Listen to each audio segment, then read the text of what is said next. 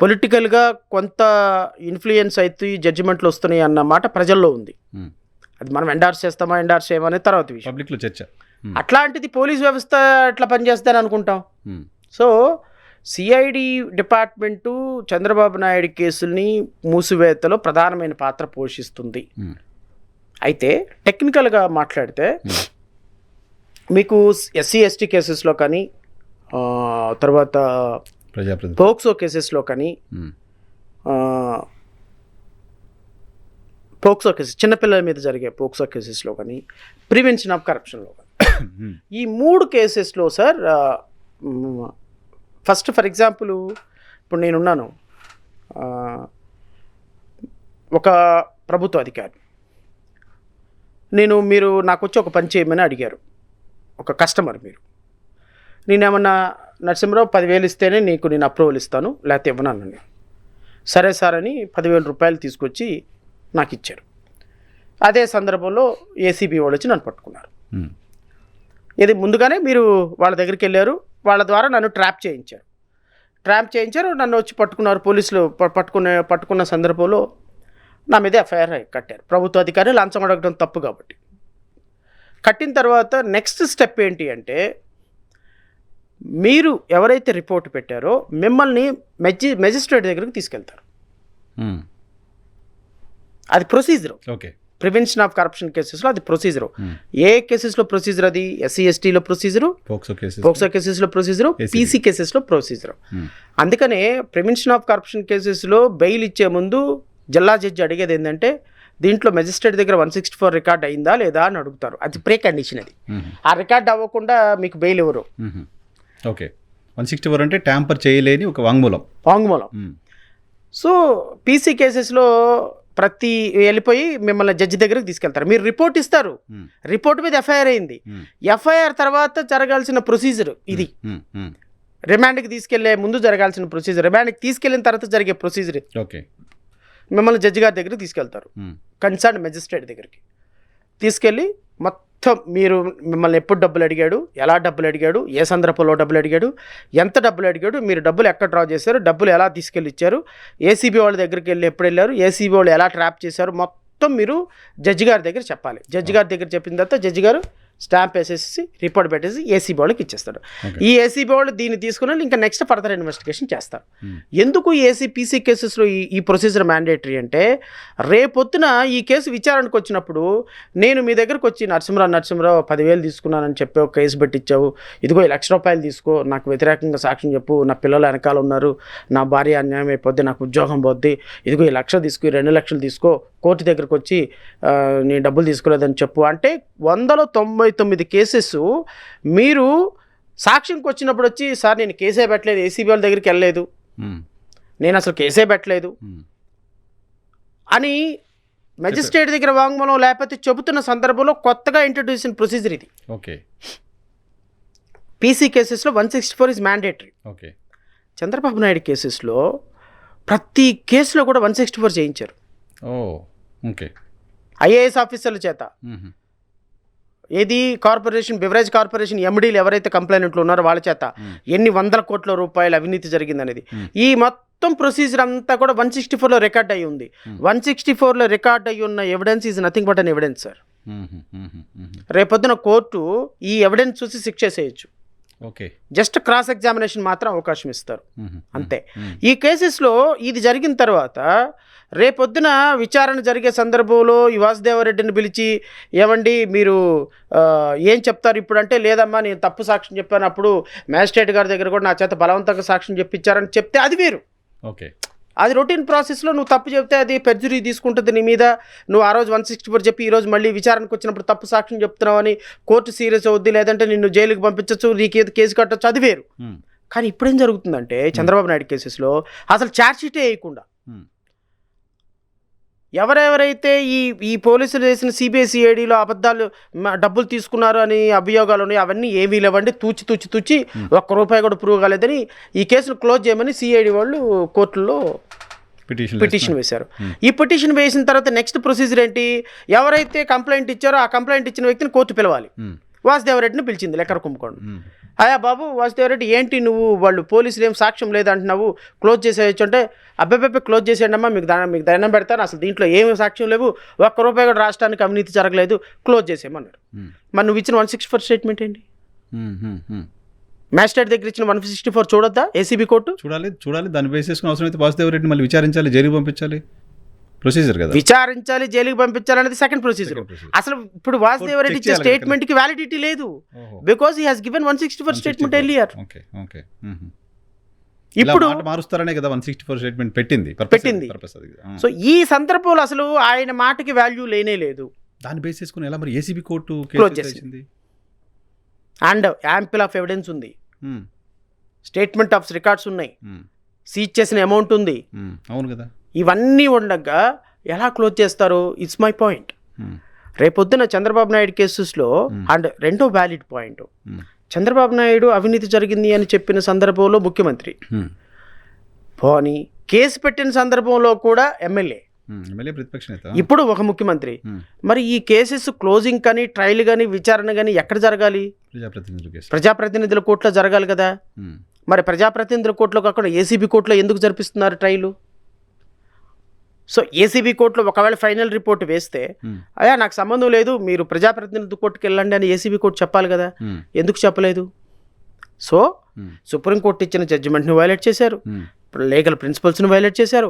అన్ని కేసెస్లో చక్కగా వ్యవస్థలన్నింటినీ మేనేజ్ చేసేసి 100 కోట్ల రూపాయలు ఫ్లో చేసేసి కేసులు మొత్తాన్ని క్లోజ్ చేసుకున్నారు.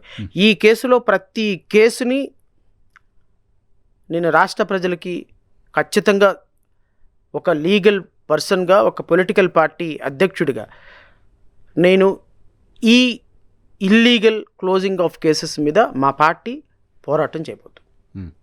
ప్రతి కేసుని కూడా సుప్రీంకోర్టు వరకైనా వెళ్ళి చంద్రబాబు నాయుడు మీద పెట్టిన ప్రతి కేసు కూడా డ్యూ ప్రాసెస్లో క్లోజ్ అవ్వాలి తప్ప మీ ఇష్టం వచ్చినట్టు ఆఫ్ ది రికార్డు పోలీసుల్ని వ్యవస్థల్ని మేనేజ్ చేసి క్లోజ్ చేసుకోవడానికి మా పార్టీ ఒప్పుకునే ప్రసక్తే లేదు. మేము ఎవ్రీ కేసుని రీఓపెన్ చేయించే గురుతరమైన బాధ్యత మేము తీసుకుంటాం. కాదు సార్, ఇప్పుడు ఏసీబీ కోర్టులో విచారణ జరుగుతున్న సందర్భంగా మళ్ళీ ప్రజాప్రతినిధుల కోర్టుకి ఏ టైంలో ట్రాన్స్ఫర్ చేయాలి ఏసీబీ కోర్టు కేసుని ఛార్జ్షీట్ అయిన తర్వాత? మంచి వ్యాలిడ్ ప్రశ్న అడిగారు సార్. ఉపాధ్యాయ కేసులో సుప్రీంకోర్టు ఏం చెప్పింది అంటే, ఒక ప్రజాప్రతినిధి అనేటువంటి వ్యక్తి right from registration of FIR దగ్గర నుంచి పోలీసులను మేనేజ్ చేస్తున్నాడు, ఛార్జ్షీటు వేసుకోకుండా క్లోజ్ చేసుకుంటున్నాడు, ఛార్జ్షీట్ అయిన తర్వాత విచారణకు రాకుండా సాక్షులను బెదిరిస్తున్నాడు. ఈ విధంగా దేశవ్యాప్తంగా ప్రజాప్రతినిధి మీద పేరుకుపోయినటువంటి కేసులు 15 ఏళ్ళు 20 ఏళ్ళు పెండింగ్ ఉండటం వల్ల ప్రజలలో న్యాయ వ్యవస్థ పట్ల ఒక నమ్మకం కోల్పోతున్నారు. కాబట్టి రాష్ట్ర వ్యాప్తంగా ప్రజాప్రతినిధుల కోర్టు ఒకటి పెట్టండి. ఈ ప్రజాప్రతినిధుల కోర్టు కేవలం ప్రజాప్రతినిధులకు సంబంధించిన కేసులు మాత్రమే ట్రయల్ చేయండి అని జడ్జిమెంట్ ఇచ్చిన సందర్భంలో వీళ్ళంతా టెక్నికల్గా ఏం చేస్తారు అంటే, ప్రజాప్రతినిధుల కోర్టు అనేది జిల్లాకు ఒకటి ఉంటుంది, మళ్ళీ మెజిస్ట్రేట్ కోర్టు స్థాయిలో. ఇప్పుడు చిత్తూరు జిల్లాలో ఉంది, చిత్తూరు జిల్లాలో ఒక మెజిస్ట్రేట్ కోర్టు ఉంటుంది, ప్రజాప్రతినిధుల డెసిగ్నేటెడ్ కోర్టు. రాష్ట్ర వ్యాప్తంగా ఒక ఫైనల్ కోర్టు ఉంటుంది, రాష్ట్ర వ్యాప్తంగా ఉన్న కోర్టు జిల్లా కోర్టు. సో ఎలక్షన్ అఫెన్సెస్, చిన్న చిన్న ఎలక్షన్ అఫెన్సెస్ లోకల్గా ఉన్న మెజిస్ట్రేట్ కోర్ట్స్లో క్లోజ్ చేసుకోవచ్చు. కానీ పీసీ యాక్ట్లు, మర్డర్ కేసులు, రేప్ కేసులు, ఇలాంటి కేసెస్ జిల్లా కోర్టుకు చేయగలిగిన కోర్టు రాష్ట్ర వ్యాప్తంగా ఒకటే కోర్టు ఉంది, అది విజయవాడలో ఉంది. అయితే ఈ విజయవాడలో ఉన్నటువంటి కోర్టు, ఈ కోర్టులు ఛార్జ్ షీటు వేసిన తర్వాత ఈ కోర్టుకు రావాలా?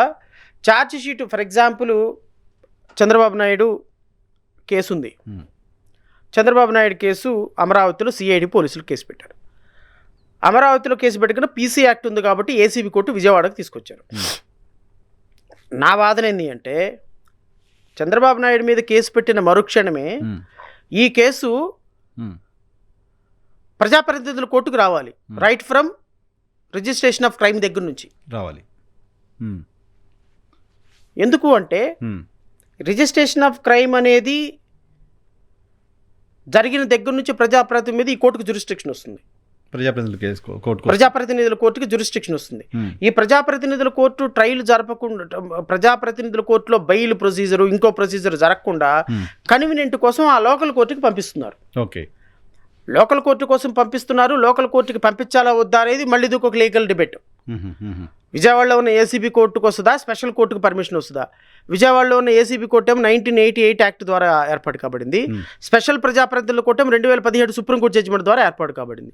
సో 2017లో సుప్రీంకోర్టు జడ్జిమెంట్ ప్రివేల్ అవుద్ది కదా చట్టం ప్రకారం, లేటెస్ట్ జడ్జిమెంట్ కాబట్టి. సో సుప్రీంకోర్టు జడ్జిమెంట్ ప్రకారం ప్రతి ప్రజాప్రతినిధి కోర్టు స్పెషల్ కోర్టుకే రావాలంటాను నేను. వీళ్ళేమంటారు అంటే సుప్రీంకోర్టు ఏ వాదంతో చెప్పిందంటే, సో వీళ్ళు ప్రజాప్రతినిధులు పోలీసులను మేనేజ్ చేసి రిఫర్ ఛార్జ్షీట్లు వేయించుకుంటున్నారు, సాక్షుల్ని బెదిరించుకొని క్లోజ్ చేసేసుకుంటున్నారు. ఇలా చేసుకోకూడదు. కాబట్టి వీళ్ళ కోర్టుల్ని, వీళ్ళ కేసెస్ని మనం ఎక్స్పీడియట్గా ట్రయల్ చేయాలంటే ప్రజలకు ఒక నమ్మకం ఉండాలి. ఒక స్పెషల్ కోర్టు పెట్టింది. ఒక స్పెషల్ కోర్టు పెట్టి ఆ స్పెషల్ కోర్టుకి ఏం పవర్స్ ఇచ్చింది?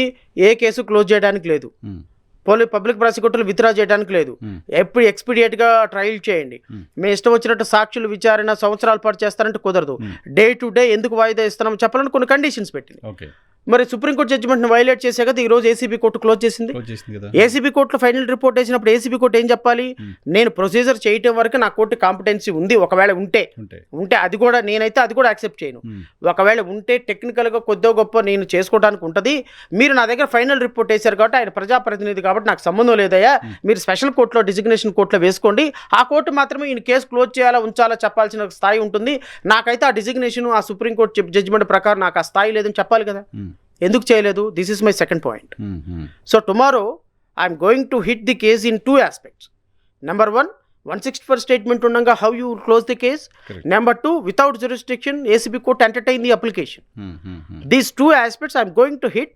Tomorrow I'm going to reopen all the cases. ఆ 2 కేసులతో స్కిల్ కేసును కూడా పోల్చొచ్చా సార్? స్కిల్ కేసులో ఈరోజు స్కిల్ కేసులో కూడా ఫైనల్ రిపోర్ట్ చేశారంట. దానికి డిఫెక్ట్ కంప్లైంట్కి నోటీస్ ఇచ్చిందంట. సార్ రాజు తలుచుకుంటే దెబ్బలకు కొద ఉండదు, అన్ని కేసులు పోతాయి.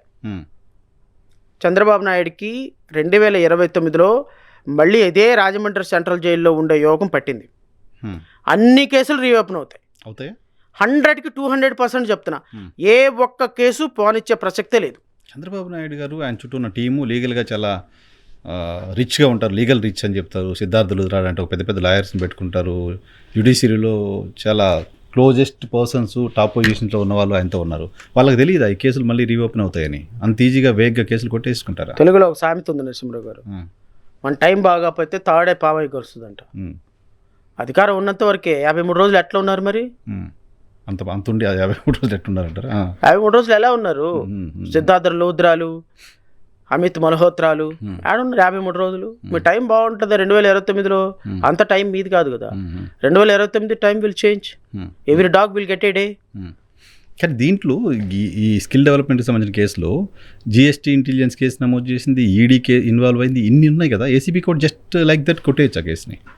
సార్ ఇప్పుడు శంఖంలో పోస్తే తీర్థం అవుద్ది.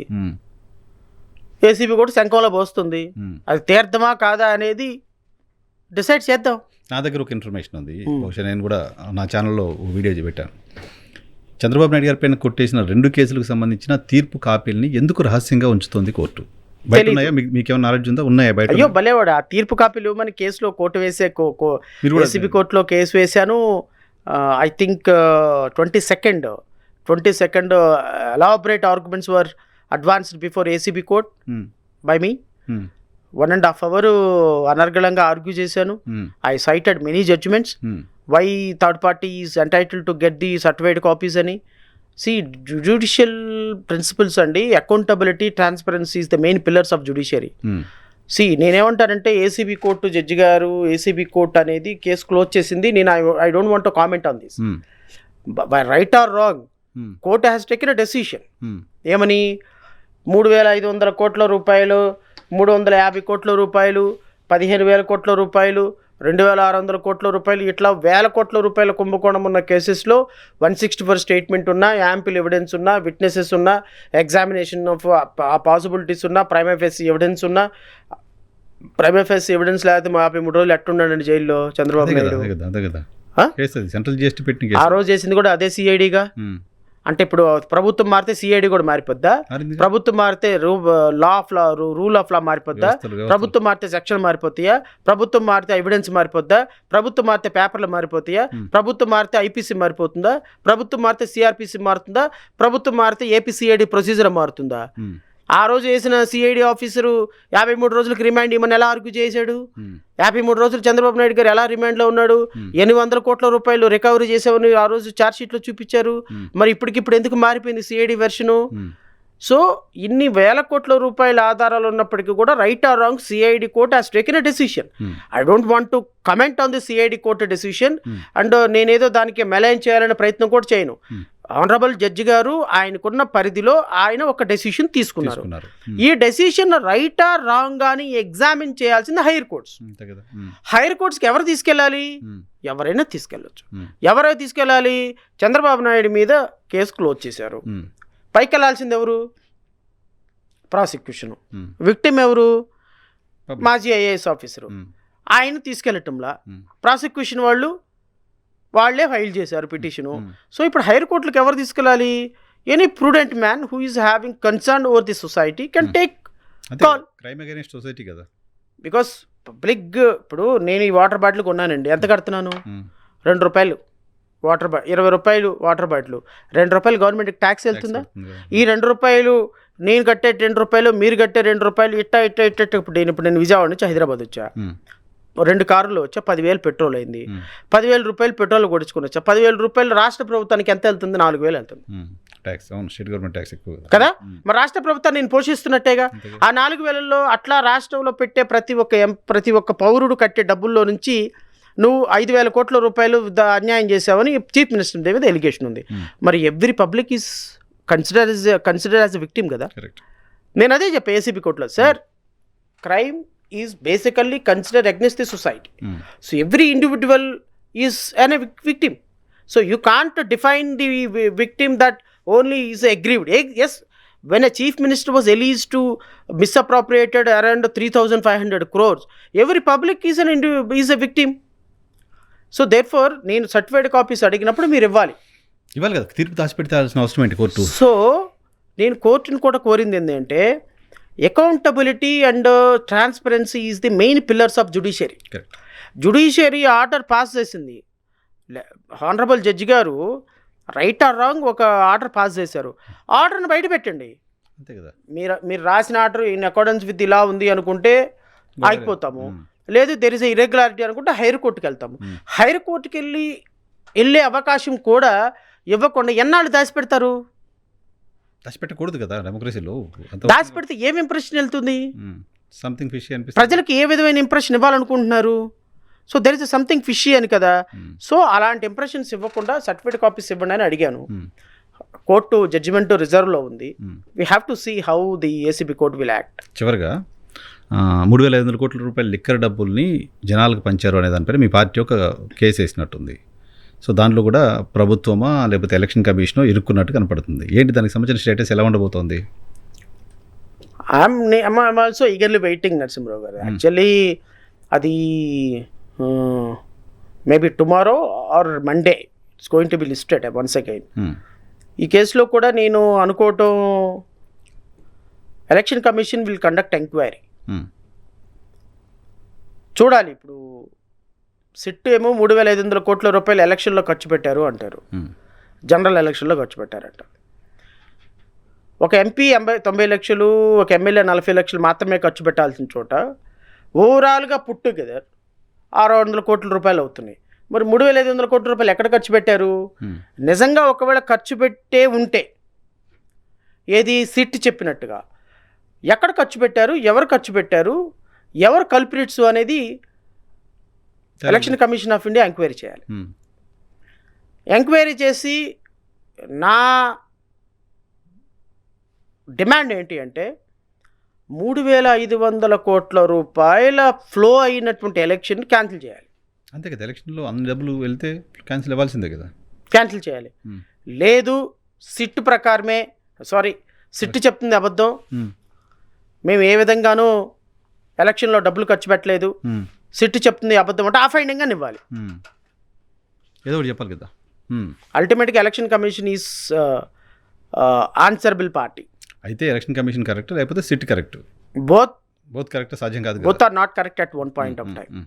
Either sit may be right or election commission may be right. So వీళ్ళిద్దరు ఎవరు రైట్? సిట్ రైట్ అనుకోండి, election commission has to cancel the election. Election commission correct అనుకోండి, సిట్ ఫైల్ చేసిన ఫైండింగ్ రాంగ్. మద్యం కొమ్ముకోవడమే లేదు, ఇంకా పంచడమే లేదు, ఇంకా ఇక లిక్కర్ లేదు, డబ్బు లేదు, స్కామ్ లేదు, ఇదంతా బోగస్. అంటే కేవలం ప్రతిపక్షాలను టార్గెట్ చేయడానికి 3,500 కోట్ల రూపాయలు ఎలక్షన్లో ఖర్చు పెట్టారు అని చెప్పేసి వాళ్ళు ప్రజల మీదకి ఒక పొలిటికల్ స్టంట్ వదిలారని అర్థమవుతుంది. లేదు నిజంగానే 3,500 కోట్ల రూపాయలు ఎవరెవరు పంచారు, ఎక్కడ పంచారు, ఏ పార్టీ పంచింది అనేది సిట్ అధికారులు ఎవరైతే ఉన్నారో వాళ్ళని పిలిచి ఎలక్షన్ కమిషన్ ఎంక్వైరీ చేయాలి. ఇప్పుడు వాళ్ళు 3,500 కోట్ల రూపాయలు 2,000 మందిని ఎగ్జామిన్ చేసి కొన్ని డాక్యుమెంట్లు సీజ్ చేశారు. ఆ డాక్యుమెంట్లన్నీ కూడా ఎలక్షన్ కమిషన్ ఎగ్జామిన్ చేయాలి. ఇప్పుడు ఎలక్షన్ కమిషను, రాష్ట్ర ప్రభుత్వం ఈ రెండు కొట్టుకోవాలి. ఈ రెండు కొట్టుకొని ఎవరు కన్ఫర్మ్ చేస్తారో, ఎవరు వస్తారో బయటకు చూస్తే ప్రజలకు ఒక క్లారిటీ వస్తుంది. ఆ ప్రజల్లో మేము ప్రజల తరపు నుండి పోరాడే పార్టీగా మాకు ఇప్పుడు మేము ప్రజాస్వామ్యబద్ధంగా పనిచేయాలనుకునే పార్టీలకు మేము ఇలా 1,000 కోట్ల రూపాయలు ఖర్చు పెట్టి ఎలక్షన్లో డబ్బులు ఓటర్లు కొంటే ఇంక మాలాంటి వాళ్ళ పరిస్థితి ఏంటి? అంతే కదా. So somebody has to bell the cat. So అది మేము కట్టే ప్రయత్నం చేస్తున్నాం. చూద్దాం how Election commission will react అనేది. Will see over period of time.